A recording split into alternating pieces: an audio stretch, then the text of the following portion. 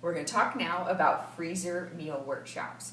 And first of all, I want to tell you that I am a student of this. This is new to me and I'm learning just like you. And when I wanted to learn, I talked to other people that were doing it. I went on the Facebook group, I listened to the calls, and I just really studied it. So that's really what I would encourage you to do.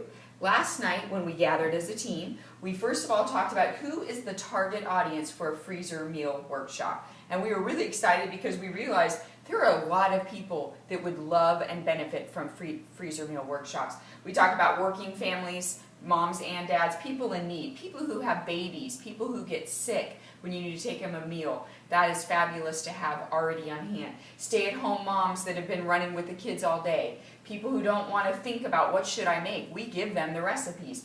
People who are on a budget and don't want to eat out or don't want to waste food buying it and having it go bad.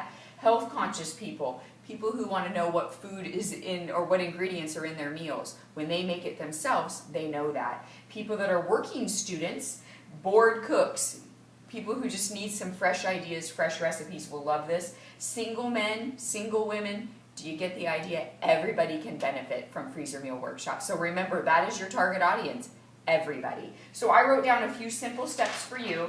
What do we do if you want to get started on this? First thing is to join the Facebook group and listen to the call. You want to email me or message me and ask me to add you to that group. I will, and your very first job is to listen to the call that was put on by the founder of this group. Second thing is print menu A1 and prep and sample the meals for your family. And as you do that, take pictures. That will be one of your best ways to market this. My goal before my first workshop is to actually prepare, freeze all 10 meals so that I can confidently share tips about it and know that it's a great recipe. So that's step number 2. Step number 3 is promote your event. And you're going to do that as you just get excited and try new things. So the first thing that you're going to do is wonder, how do I prepare? You're going to most of the time host at your own house. And when we did it last night, we did a 6-foot table with 2 stations for each 2 stations would fit at each 6-foot table. So each of your guests will have their own station. What they need at their station is some sort of cutting board or cutting mat. You can want to use Pampered Chef.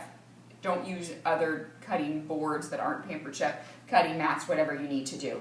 A scraper of any kind, a knife of any kind, again, Pampered Chef, and then a bowl, whether it's the stainless steel bowl, a bamboo bowl, or a batter bowl. This is so when they put their Ziploc in and they start adding their food, the bag doesn't spill and make a mess. So any sort of bowl. This is, again, just one station. Then you're going to need a basket or a bucket to hold for your guest their spices. Remember, they pre-order all their spices from you.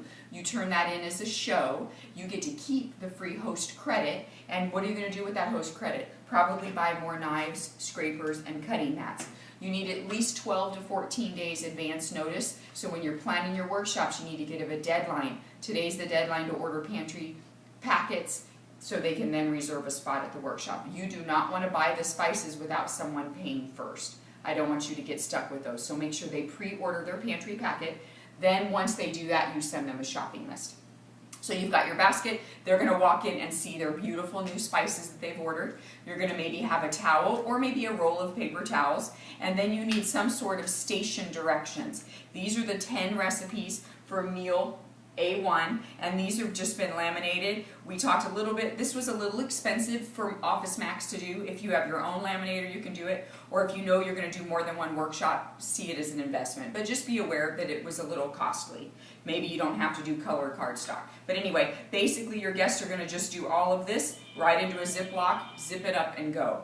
One thing to keep in mind before they start doing any food prep is you welcome them and you start your workshop, they're going to pull out their Ziplocs and label them all.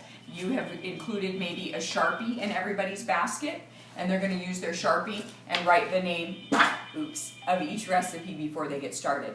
If you want, some people have made labels, and you can certainly use labels and stick those on each of the Ziplocs. Again, count the cost, you decide if that's something you want to invest in or not, but there are labels that you can do too. But we found last night after the food was loaded in the Ziploc, it was kind of hard to start writing the name of the recipe. So first step is probably review each recipe with the guest with their Ziplocs in front of them. And then they're kind of organized with a plan before you get started. So that's kind of your opening to your workshop.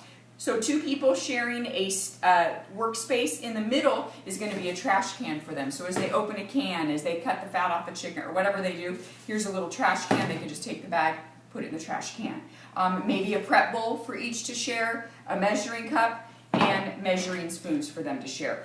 These guys are kind of going to be partners, so quite often maybe they're booking their workshop with a friend and they're going to have a lot of fun, or if not, they're going to make a new friend because they're going to pair up with the person. So that's kind of your stations. When you're on this Facebook group, you're going to see a lot of people have taken beautiful pictures. They're very creative. They make it look really cute.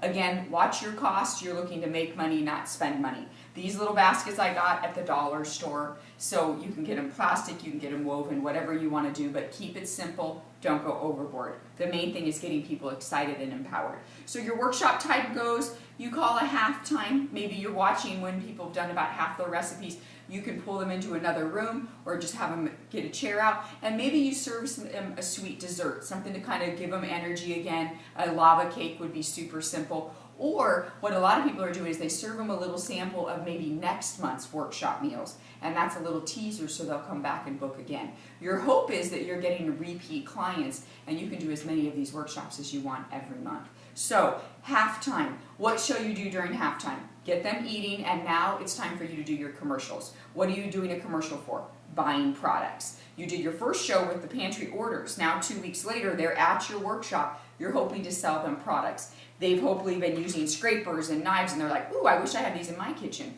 You're going to then tell them, if you've used the food processor tonight, the graters, whatever it is, help them see that they could use it in their own kitchen. If you choose to, you could offer a workshop special. Everyone who orders tonight gets 10% off because you're a workshop attendee only. And then hopefully you're getting a second show to turn in for more free products of your own and for short commission. So halftime is booking commercial, product commercial, and definitely sharing about the business. A lot of people who would consider being a consultant are very nervous about doing shows, but they would love to just be a facilitator at a workshop. This is a great opportunity for you to get team members who might be more shy and want to start as a workshop consultant. Okay? Now, you're going to then release them back, and your job as the consultant is you're facilitating, you're walking around, you're helping, you're answering questions. You're also maybe manning some of these stations.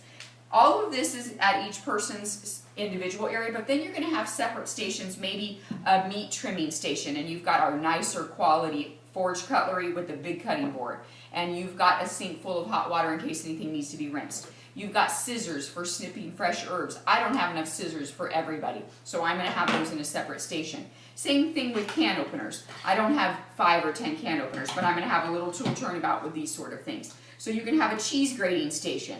And again, just different areas in your kitchen on your island. You need just a little spot for it there. So keep in mind as you study these recipes which stations you might want for people to go to. We talked about advertising your events. These are available for you to make copies of, laminate, have your guest take pictures of themselves with a few Ziplocs of their food, and then ask them to post it on their Facebook line, or Facebook profile newsfeed. As they tell their friends and they tell their friends, you're going to see this grow and grow and grow. Now, this is a show, and you want to do a full service checkout at the end. So what you've given them at their station is just directions on how to assemble. They don't know how long to cook it. They don't know anything about that. So you're actually giving them recipes at your full service checkout. So I will set up a table between my kitchen and my front door so everybody stops by, and I'm going to say to them, when you're done, be sure you stop by the table so I can give you your recipes. And in here is just a file folder that I actually put my business card right on the tab. You could put a label. Some people talked about doing a pocket folder. Tasha suggested another Ziploc that would be kind of cute, that you would just put the recipes inside. You also have a survey slip. You can ask them to fill this out, and you can do a drawing, give away a spice or a rub, something like that. I've got a mini catalog for my people with the recipe. Oops. And then I also have for them a fridge chart, and the fridge chart just tells them how to prepare it. Maybe they keep it and they don't forget what they've actually loaded in their freezer. These recipes, a little quick note about these. This is the hard copy. We're asking that you pass these out to workshop attendees only. We are not to email these to people. We're not to post these on Facebook because we need to keep it kind of special for people who just go to a workshop, or you're kind of shooting yourself in the foot. And the girl who made this has asked us to not email them out unless they attend a workshop. And so there's other companies that do freezer workshops. We really don't want them getting these recipes and taking away from what we can offer our customers. Remember too, when you turn in a pantry order for your customers, you're going to put each name individual, and then most of them are designed to give them the free gift of the month that comes from Pampered Chef. So you remember May shows when they spend $60, they get a free ice cream scoop. So I'm going to have their free gift with their recipes. So it's kind of fun. They check out, they're tired, and I hand them a gift and recipes with my contact info. So be sure you're doing a full service checkout. What does that sound like? Oh, I'm so glad you came tonight. Now, was there any products you wanted to pick out tonight with the workshop discount? No. What about your friends? Would you like to gather for a workshop or a regular cooking show and talk about that as well? You can then say, what about joining my team? I'd love to have you on my team. So all of that to be told. So those are kind of the highlights of the workshop, how you get it started. Send me emails, ask questions on our team page, and definitely join that Facebook group. I'm excited. I know we're going to have a great summer, and I'm challenging every single person on our team to do at least one June workshop. I know you can do it. Have a great day.